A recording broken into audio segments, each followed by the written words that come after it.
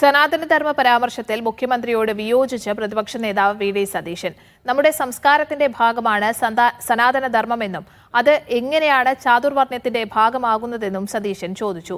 കാവ്യവൽക്കരണം എന്ന വാക്ക് തന്നെ തെറ്റാണ്. പച്ചവെള്ളത്തിൽ തീപിടിപ്പിക്കുന്ന വർഗീയതയാണ് ഇന്ന് കേരളത്തിലെന്നും ഗുരുദേവന്റെ കാലത്തെ പോലെ ഇപ്പോൾ സംസാരിക്കാൻ കഴിയില്ലെന്നും ശിവഗിരി തീർത്ഥാടന സമാപന സമ്മേളനത്തിൽ സതീശൻ പറഞ്ഞു. ഞാൻ മുഖ്യമന്ത്രിയോട് വിയോജിപ്പ് പ്രകടിപ്പിക്കുക. സനാതനധർമ്മം എങ്ങനെയാണ് വർണ്ണാശ്രമത്തിന്റെയും ചാതുർവർണ്ണത്തിന്റെയും ഭാഗമാകുന്നത് എനിക്ക് മനസ്സിലാകുന്നില്ല.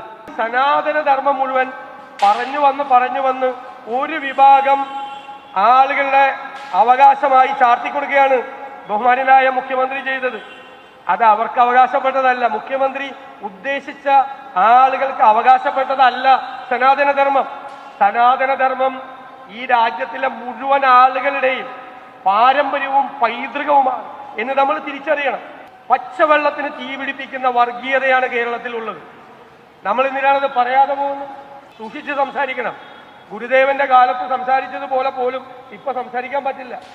അത്ര അപകടം നിറഞ്ഞ ഒരു കാലത്താണ്